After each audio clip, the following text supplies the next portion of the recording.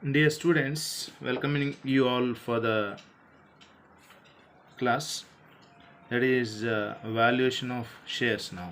The second part of the unit number 1, valuation of shares. See, in the corporate accounting, it's very important to know how the shares are valued of the company. The company shares are valued under different circumstances using different methods. Okay. So before we discuss really about the methods for valuation of shares, seems better to have an idea about why there is a need for valuation of the shares. Why the shares of the company have to be properly valued.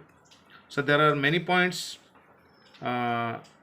stating the reason for valuation of the shares. The number one is purchase and sale of large block of shares. Okay. Purchase and sale of large block of shares. When the company purchases the shares of different firms or different companies, then it has to necessarily properly value the shares of the company, which the selling firms wants to determine.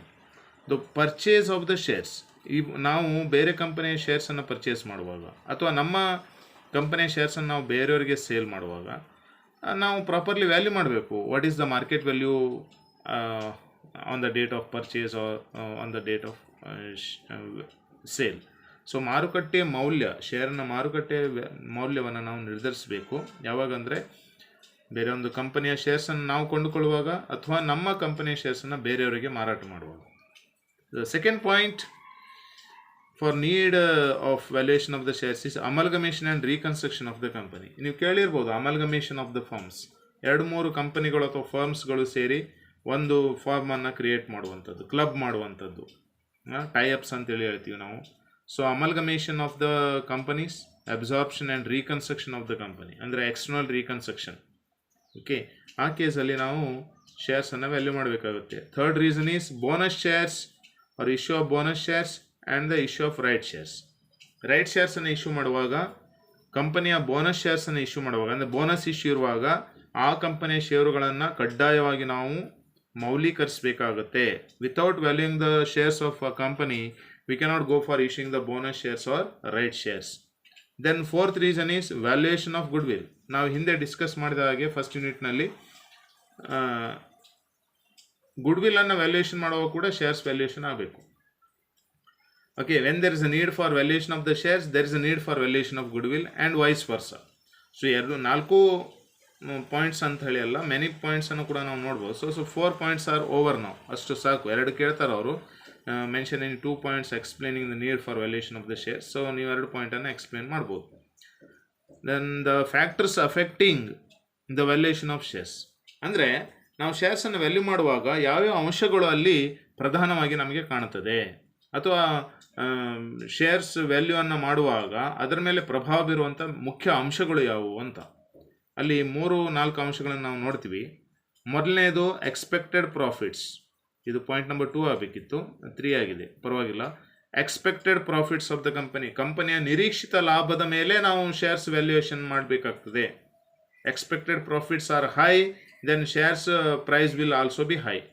Normal profits, ಸರಾಸರಿ ಅಥವಾ average ಅಥವಾ normal ಸಾಮಾನ್ಯ ಮಟ್ಟದ ಪ್ರಾಫಿಟ್ಸನ್ನು ಕೂಡ ನಾವು consider ಮಾಡಬೇಕು.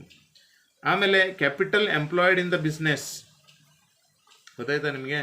Capital employed in the business, totally ನಮ್ಮ ಬಿಸ್ನೆಸ್ನಲ್ಲಿ ವ್ಯವಹಾರದಲ್ಲಿ ಎಷ್ಟು ಬಂಡವಾಳವನ್ನು ನಾವು ಹೂಡಿದ್ದೀವಿ, ಬಂಡವಾಳನ ಇಟ್ಕೊಂಡಿದ್ದೀವಿ, ಅದರ ಮೇಲೆ ಕೂಡ ನಾವು ಶೇರ್ಸನ್ನು ವ್ಯಾಲ್ಯೂ ಮಾಡಬೇಕಾಗುತ್ತೆ. So this is one of the factors affecting the valuation of shares. ಆಮೇಲೆ NRR ಅಂತ ಹೇಳಿ ಬರುತ್ತೆ, ನಾರ್ಮಲ್ ರೇಟ್ ಆಫ್ ರಿಟರ್ನ್, ಸಾಮಾನ್ಯ ಪ್ರತಿಫಲದ ದರ ಅಂತ, ಅದನ್ನು ಕೂಡ ಕನ್ಸಿಡರ್ ಮಾಡಬೇಕು. ಯಾಕಂತೇಳಿ ನಿಮಗೆ ಮುಂದೆ ಕ್ಯಾಲ್ಕುಲೇಟ್ ಮಾಡುವಾಗ ಗೊತ್ತಾಗುತ್ತದೆ. ಆಮೇಲೆ demand for and supply of shares. ಶೇರ್ಸ್ಗೆ ಎಷ್ಟು ಡಿಮಾಂಡ್ ಇದೆ, ಬೇಡಿಕೆ ಇದೆ, ಮತ್ತು ಆ ಶೇರ್ಸ್ ಯಾವ ಮಟ್ಟದಲ್ಲಿ ಪೂರೈಕೆ ಆಗ್ತಾ ಇದೆ, ಆಧಾರದ ಮೇಲೆ ನಾವು ವ್ಯಾಲ್ಯೂಯೇಷನ್ ಆಫ್ ಶೇರ್ಸನ್ನು ಮಾಡೋಕ್ಕಾಗುತ್ತೆ. So we have to know about the prevailing demand for the shares and also the supply factor of shares so that we can value the shares in a proper manner. So ಇದೊಂದು 4 points ಆದಮೇಲೆ ಮೆಥಡ್ಸನ್ನು ನಾವು ನೋಡೋದಾದರೆ there are 3 methods. Basically there are 3 methods One is the net assets method of valuation of share. Second one is the yield value ಅಥವಾ dividend yield value method ಅಂತ ಹೇಳಿ ಹೇಳ್ತೀವಿ. Okay, ಆಮೇಲೆ ಮೂರನೇದು ಫೇರ್ ವ್ಯಾಲ್ಯೂ ಮೆಥಡ್. ಈ ಮೂರು ಮೆಥಡನ್ನು ನಮಗೆ ಈಗ ನಮ್ಮ ಸಬ್ಜೆಕ್ಟಲ್ಲಿ ಅದನ್ನು ಸಜೆಸ್ಟ್ ಮಾಡಿದ್ದಾರೆ. So there are 3 methods for valuation of the shares. So what is the meaning of valuation of shares? ನಾ ಮೀನಿಂಗನ್ನು ಹೇಳಿಲ್ಲ ನಿಮಗೆ.